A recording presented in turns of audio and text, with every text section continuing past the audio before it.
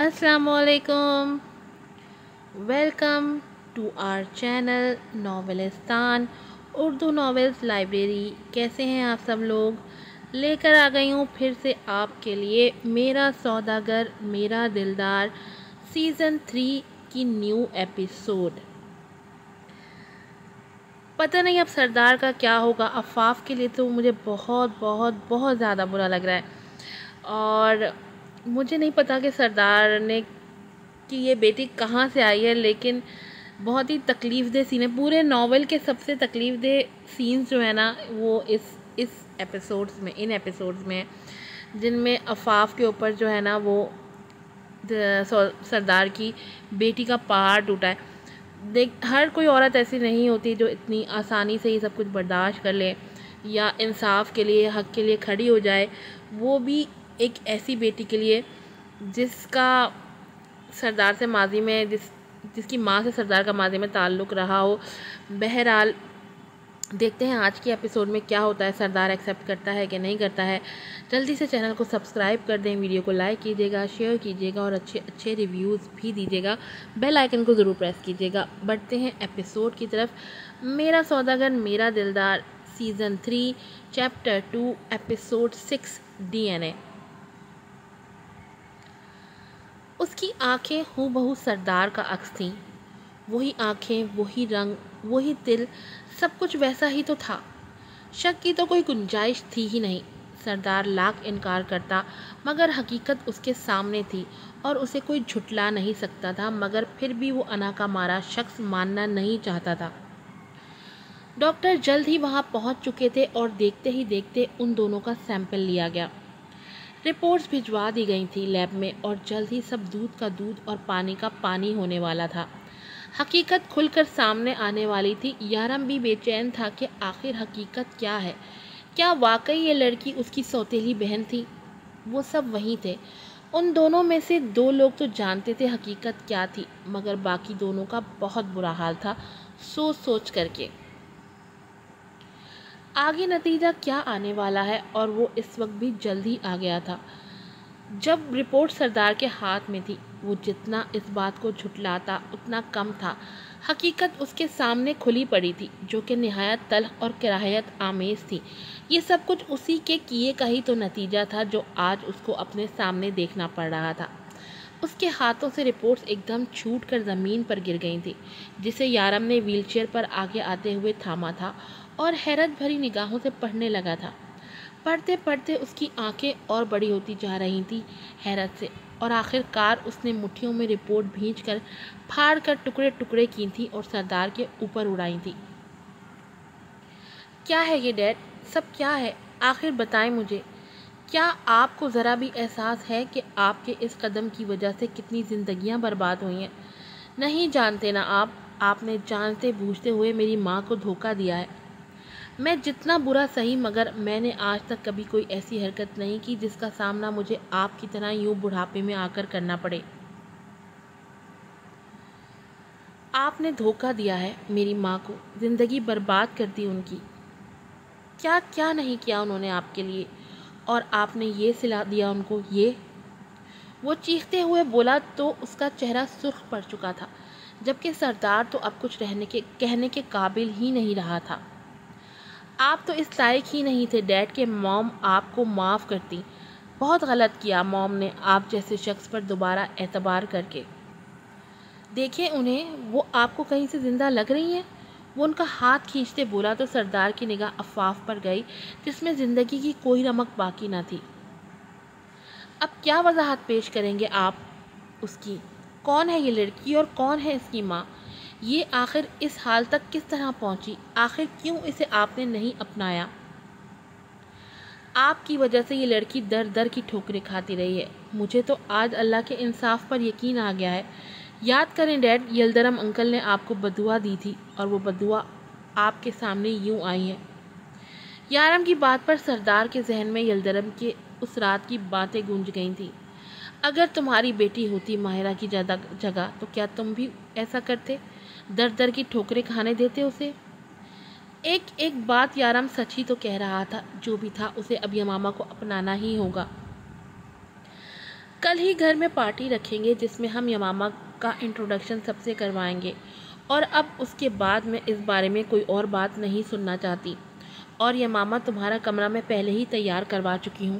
وہ اس کو اپنے ساتھ اوپر لے جانے لگی تھی جب سردار بولا تھا، مگر عفاف، اس سے پہلے کہ وہ کوئی اعتراض پیش کرتا، عفاف اسے اپنا ہاتھ دکھا کر وہیں خاموش کروا گئی تھی۔ میں نے کہا نا، میں کچھ نہیں سننا چاہتی، اور ویسے بھی سردار، اب تم میرے معاملات میں بولنے کا حق کھو چکے ہو۔ تم نے مجھ پر ثابت کر دیا ہے کہ میری محبت غلط تھی۔ میری محبت کبھی تمہیں سدھار ہی نہیں پائی سردار۔ میں جس محبت کے زام پر جیتی آئی تھی، تم نے اس کو ہی جیتے جی مار دیا۔ تم نے تو میرے اعتبار کو توڑ کر ایسے چکنا چور کیا ہے کہ میں تو کبھی کسی پر بھی اعتبار کرنے کے قابل ہی نہیں رہی۔ ایسا دھوکہ تو دشمن بھی نہیں دیتے جو مجھے تم سے دوسری بار ملا ہے۔ میری دنیا کی سب سے بڑی غلطی یہ تھی کہ میں نے تم پر دوسری بار اعتبار کیا، تمہیں دوسرا موقع دیا۔ لوگ بھی ہنستے ہوں گے مجھ پر کہ کیسی عورت ہے یہ جو اپنے شوہر کو ہی نہیں پہچان پائی اور اس سے کھلم کھلا خود کو اذیت پہنچانے کی اجازت دے دی۔ وہ کیا جانے کہ میں تو تمہاری محبت میں پاگل تھی۔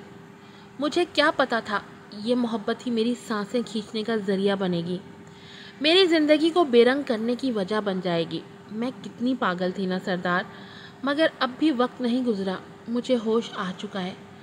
چند سانسیں باقی ہیں مجھ میں جو میں تمہاری دسترس میں نہیں گزارنا چاہتی، اسے میں اپنی مرضی سے گزارنا چاہتی ہوں، اس لیے بہتر ہے مجھ سے دور رہو۔ یہ وہ عفاف تو نہ تھی جو اس سے محبت کے دم بھرتی تھی، اس کا لہجہ ویسے تو نہ تھا جو اس سے محبت کے پھول برساتا تھا، اس کی آنکھیں بدلی بدلی لگ رہی تھیں جن میں محبت کا کوئی تاثر موجود نہ تھا، صرف تھا تو ایک اجنبی تاثر، وہ بھی بس ضرورت کا، جیسے اس کی آنکھیں صاف کہہ رہی ہوں، اگر میرے بچوں کا معاملہ نہ ہوتا تو میں تم سے اور کوئی رشتہ رکھنا پسند نہیں کرتی، مگر وہ اب یہاں تھی تو صرف دوسروں کے لیے، سردار کے لیے۔ اس کی بیوی مر چکی تھی، سردار کو لگا وہ کبھی سانس نہیں لے پائے گا۔ اس سے پہلے کہ وہ سیڑھیاں چڑھ کر یمامہ کے ساتھ اوپر جاتی، سردار نے اسے بیچ میں ہی روکا تھا۔ نہیں عفاف، میری طرف دیکھو، مجھے ایک اور موقع دو، میں سب کچھ ٹھیک کر دوں گا۔ میں یمامہ کو اپنانے کے لیے بھی تیار ہوں، تم جو کہو گی میں کرنے کے لیے تیار ہوں، مگر پلیز میرے ساتھ ایسا مت کرو، مجھ سے منہ مت موڑو، مجھے تمہاری آنکھوں میں بیگانگی مار دے گی۔ میں تمہاری آنکھوں میں ایسے اجنبی پن نہیں دیکھ سکتا، روح کھنچ رہی ہے میرے جسم سے، پلیز میرے ساتھ ایسا مت کرو، میں مر جاؤں گا۔ وہ اس کی کلائی تھامتا ہوا بولا، اس کی کلائی پر سردار کی گرفت سخت ہوتی جا رہی تھی کیونکہ عفاف اس کا کوئی جواب دے ہی نہیں رہی تھی، لیکن جب کچھ دیر بعد اس نے خاموشی توڑی تو وہ ساتھ ساتھ سردار کا دل بھی توڑ گئی تھی۔ میری ساری زندگی تمہارے ارد گرد کٹ گئی سردار، آدھی زندگی تم سے بھاگتے ہوئے گزر گئی اور آدھی تمہاری سچی محبت کے انتظار میں، لیکن سچ بات پتہ ہے کیا ہے کہ تمہاری محبت نے ہمیشہ مجھے لہو لہان ہی کیا ہے، کبھی میں تمہاری محبت سے خود کو سیراب کر ہی نہیں پائی، کیونکہ تمہاری بے اعتباری، تمہاری بیگانگی مجھے ہر پل ہر قدم پر ٹھوکریں دیتی آئی ہے۔ میں جس بات سے تمہیں ٹوکتی رہی کہ یہ صحیح نہیں ہے، یہ غلط ہے، مگر تم وہی چیزیں دہراتے رہے، شاید تمہارے لیے تمہاری انا تمہاری محبت سے زیادہ معنی رکھتی تھی۔ اس نے اذیت سے کہا تو جہاں یمامہ کا دل اس کے درد پر پھٹاتا، وہیں سردار نے نم آنکھوں سے نفی میں سر ہلایا تھا، مگر یقین مانو اب میرے دل میں تمہارے لیے کوئی محبت باقی نہیں رہے۔ تم کہہ رہے ہو تم میری بیگانگی سے مر جاؤ گے، مگر یقین جانو تمہاری بے وفائی مجھے مار چکی ہے، اور تمہارے سامنے جو کھڑی ہے وہ زندہ لاش ہے جس میں کوئی احساسات باقی نہیں رہے۔ اب تم مجھے جتنا چاہو اپنے قریب کرنا چاہو کر سکتے ہو، مگر میری طرف سے تمہیں کبھی وہ محبت بھری نگاہ کو محبت بھرے الفاظ نہیں ملیں گے، کیونکہ سردار کی محبت میں دیوانی عفاف مر چکی ہے۔ اس کی بات پر سردار کا ہاتھ اس کی کلائی سے بے یقینی سے چھوٹ گیا تھا اور وہ یمامہ کو دیکھتے ہی دیکھتے اوپر لے جا چکی تھی، جبکہ سردار لڑکھڑا کر اپنے قدموں کے بل گرا تھا۔ یارم اپنے باپ کو شکستہ حالت میں دیکھ رہا تھا، مگر جو اس نے بویا تھا وہ وہی کاٹ رہا تھا۔ وہ ایک لمحے کو بھی آگے بڑھ کر سردار کو تسلی نہیں دے پایا، کیونکہ اس کا غرور اسے لے ڈوبا تھا۔ نہ صرف اسے بلکہ اس کے پورے گھر کو وہ تہس نہس کر چکا تھا۔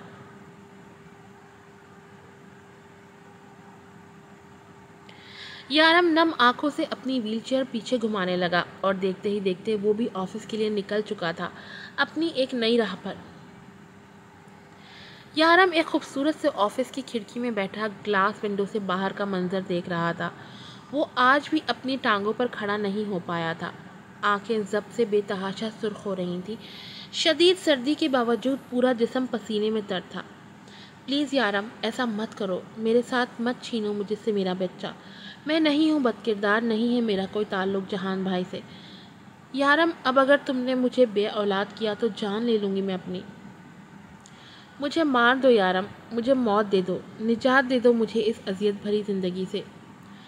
یارم کو اپنی آخری ملاقات یاد آئی جب وہ ماہرہ سے اس کا بچہ چھیننا چاہتا تھا۔ کیسے گڑ گڑائی تھی وہ، کتنا ٹوٹ گئی تھی وہ، بے تحاشا رو رہی تھی۔ یہ منظر یاد کرتے یارم نے اپنے دانت شدت سے اپنے ہونٹوں میں پیوست کیے تھے۔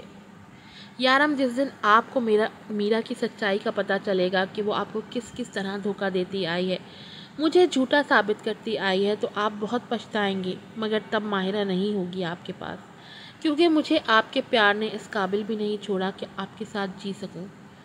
وہ سسکی تھی۔ یارم نے اپنے کانوں پر ہاتھ رکھے تھے۔ وہ سسکیاں اس سے رات رات بھر سونے نہیں دیتی تھیں۔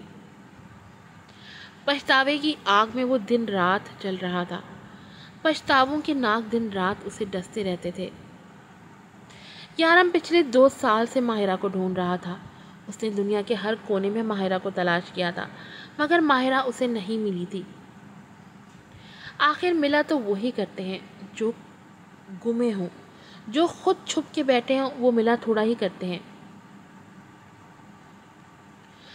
یارم نے زوردار مکہ پاس ہی پڑی شیشے کی ٹیبل پر مارا تھا۔ کانچ نے ہاتھ کو شدید زخمی کر دیا تھا، مگر یارم کو پرواہ نہیں تھی۔ اسے پرواہ تھی تو بس میرا کی، جو اس کو نوچ کے کھا گئی تھی۔ اس کی خوشیاں نگل گئی تھی۔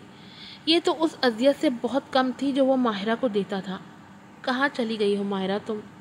کہاں چلی گئی؟ بس ایک بار لوٹ آؤ، بس ایک بار اپنے یارم کو معاف کر دو ماہرہ، پلیز۔ تم تو بہت محبت کرتی تھی نا مجھ سے، پھر کیسے کل چلی گئی تنہا چھوڑ کر مجھے؟ یارم آنکھوں پر ہاتھ رکھتے ہوئے رو پڑا تھا۔ وہ شخص جس کی آنکھوں میں کبھی ایک آنسو تک نہیں آیا تھا، اب تو آنسو جیسے اس کی آنکھوں کا ساتھ چھوڑتے ہی نہیں تھے۔ اس عرصے میں یہ ضرور ہوا تھا کہ اس کی تھوڑی بہت نوک جھوک ہونے لگی تھی یمامہ سے۔ وہ اس کو عفاف کی طرح اپنا چکا تھا۔ اگر بات کی جائے سردار کی، تو وہ اب بھی عفاف کو منانا چاہتا تھا، مگر عفاف پہلے والی عفاف نہیں رہی تھی۔ اس کے پاس تو شاید وقت بھی بہت کم بچا تھا۔ اب جو اس کا مقصد تھا وہ اپنے بچوں کو ملانا تھا، جس میں وہ جلد یا بدیر کامیاب ہونے والی تھی۔ ماہرہ بیرون ملک میں ایک خوبصورت مگر چھوٹے سے گھر میں کھڑی تھی، جہاں پورے گھر میں چاروں اطراف بڑے بڑے گلاس لگے ہوئے تھے، یا یوں کہا جائے کہ وہ شیشے کا تاج محل تھا، جس سے باہر تو سب کچھ دکھتا تھا، مگر باہر والا اندر نہیں دیکھ سکتا تھا۔ آج پورے 2 سال ہو چکے تھے اسے یارم سے جدا ہوئے۔ یارم اپنی محبت کی دسترس سے نکلے ہوئے، مگر اس سوداگر کا ہر زخم آج بھی تازہ تھا۔ اس رات وہ یارم اور سب کو بتائے بغیر اس کو جدائی کی سزا سناتے ہوئے سب سے بچ بچا کر عفاف کے ساتھ وہاں سے نکل آئی تھی۔ وہ یارم سے اگر نفرت محسوس نہیں کر پا رہی تھی تو اس کی محبت بھی پہلے کی طرح بے لوث نہیں رہی تھی۔ یہاں تک کہ زندگی میں کبھی اس کی شکل نہیں دیکھنا چاہتی تھی، کیونکہ وہ ڈرتی تھی کہ وہ اس کی بیٹی کو اس سے چھین لے گا۔ یارم نے اس کے رگ و جاں میں اپنے مظالم اور خوف کا زہر اتار دیا تھا۔ وہ جلد از جلد ابراہیم کے پاس سے بھی بھاگ آنا چاہتی تھی کہ عفاف بھی اس تک نہ پہنچ سکے، اور وہ ایسا کرنے میں کامیاب ٹھہری تھی۔ وہ پاکستان میں جانا نہیں چاہتی تھی اور نہ ہی یارم کو دوبارہ دیکھنا چاہتی تھی۔ یہاں آ کر عفاف نے یہیں ایک کمپنی میں کام شروع کیا اور ابراہیم کی مدد سے آج وہ ایک بڑی کمپنی کی مالکن تھی، جہاں اسے سب مون کے نام سے جانتے تھے۔ مون یعنی چاند، مطلب دسترس سے دور۔ ماہرہ اپنی 2.5 سالہ بیٹی کو باہر برف میں شہروز کے ساتھ کھیلتا دیکھ جلدی جلدی اپنا لانگ کوٹ اور شوز پہنتے ہوئے باہر کو بھاگی تھی۔